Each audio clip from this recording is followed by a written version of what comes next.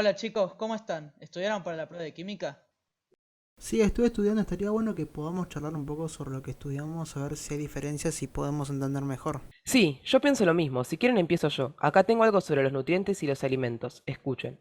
Según el CAA o Código Alimentario Argentino, alimento es toda sustancia o mezcla de sustancias naturales o elaboradas que, ingeridas por el hombre, aportan a su organismo los materiales y energía necesarios para el desarrollo de sus procesos biológicos. Cabe aclarar que esas sustancias pueden ser o no nutritivas, ya que también existen ciertas sustancias que son conocidas como aditivos alimentarios. También tengo algo sobre los nutrientes. Los nutrientes son aquellas sustancias que ingerimos en los alimentos y aportan al funcionamiento de nuestros cuerpos, ya sea a través del aporte de energía, la creación de tejidos o la regulación del metabolismo. Después había algo más sobre los distintos nutrientes.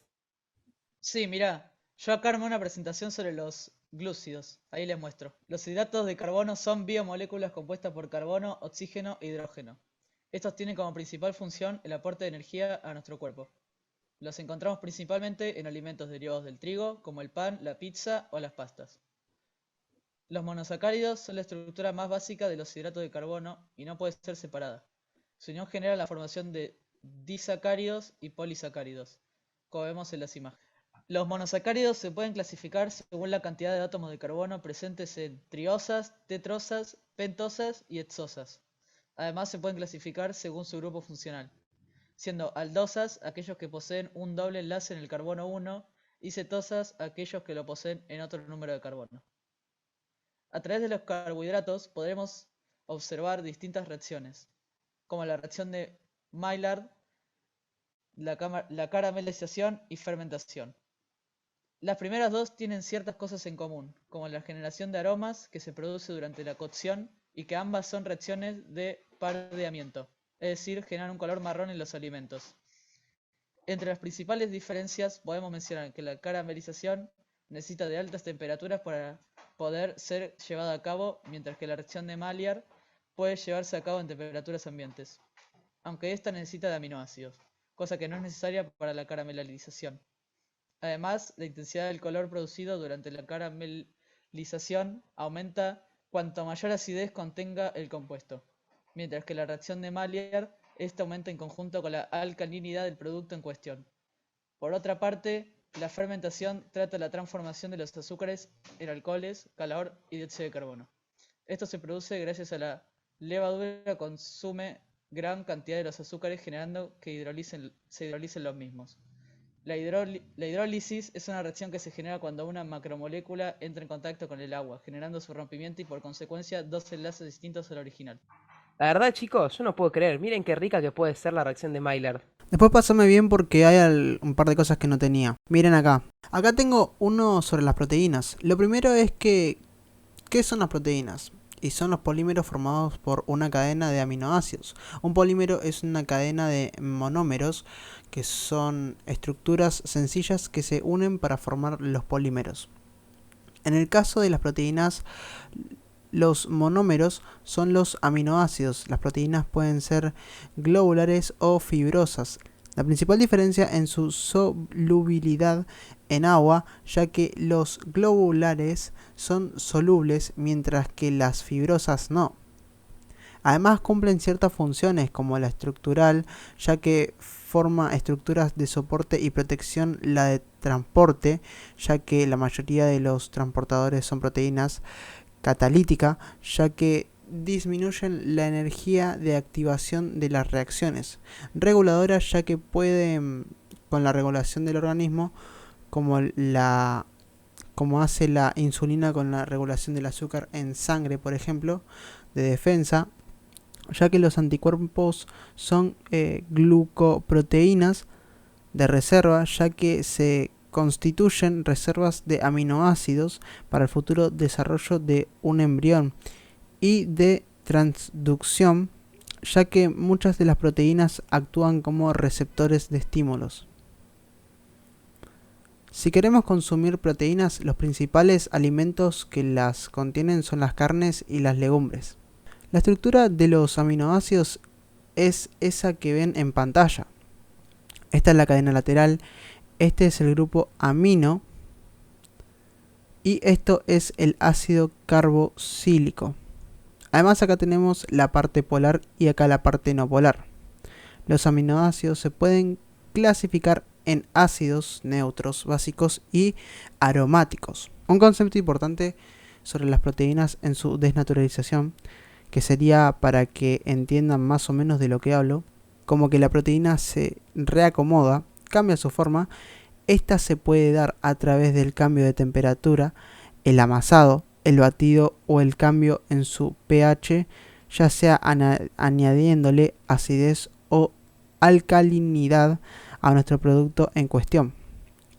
Veamos unos ejemplos así entienden un poco mejor a lo que me refiero. Para la formación de masas es necesaria la intervención de las proteínas, como es el caso de las gliadinas y las gluteninas, proteínas que forman el gluten gracias al masado de las mismas en presencia de agua.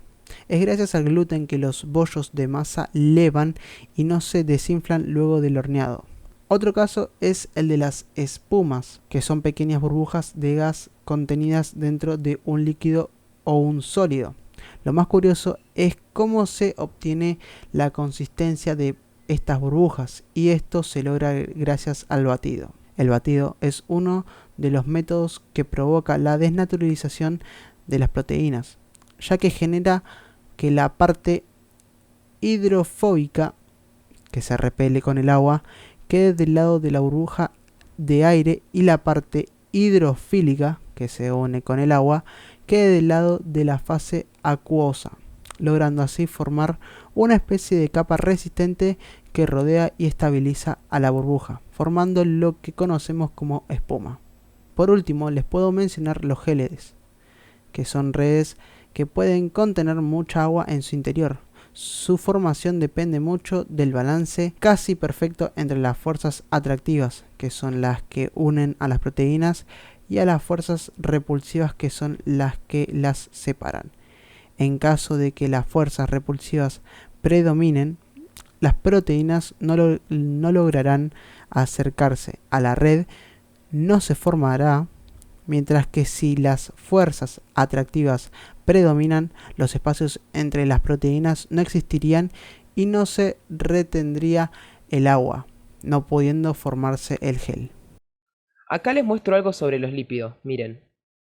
Tienen una particularidad, y es que no son polímeros, ya que son cadenas de carbonos cuyos monómeros no se repiten y que terminan en un doble enlace con oxígeno.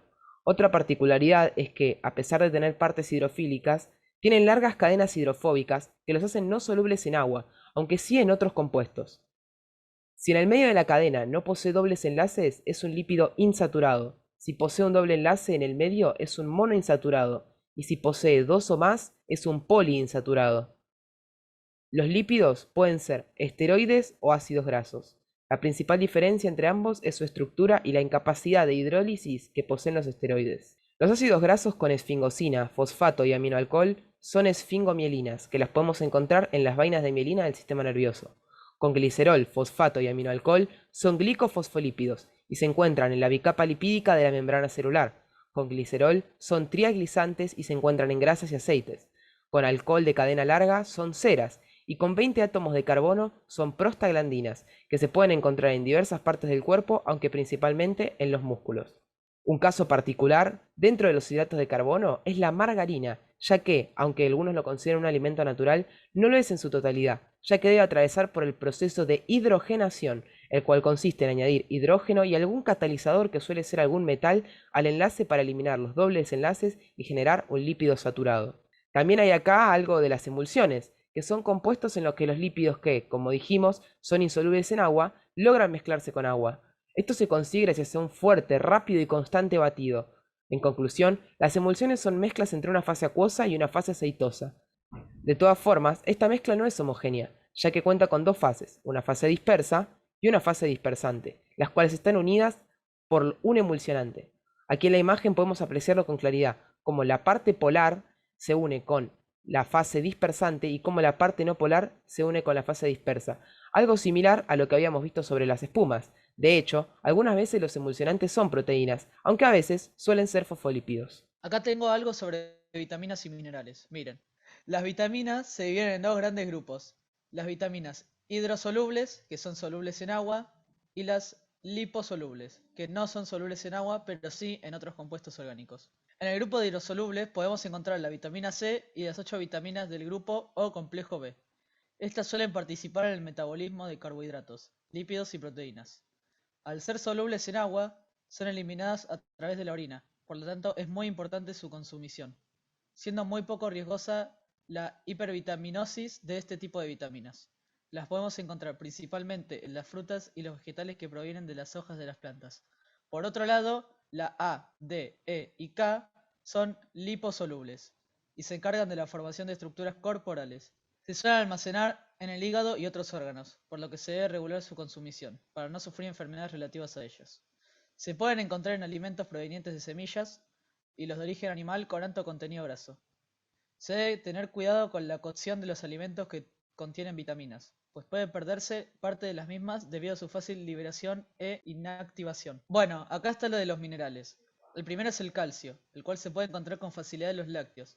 Para su absorción es necesaria una cantidad adecuada de vitamina D, pues se necesita un medio ácido para poder aprovechar de forma correcta este mineral. El fósforo es otro mineral muy importante. Es muy difícil tener problemas por su no consumición, ya que la mayoría de los alimentos lo contienen, aunque sí es peligroso su consumo en exceso, ya que produce la descalcificación de los huesos. El potasio, al igual que el magnesio, está contenido en casi todos los alimentos de una dieta diaria, aunque el potasio no se encuentra, por ejemplo, en las carnes.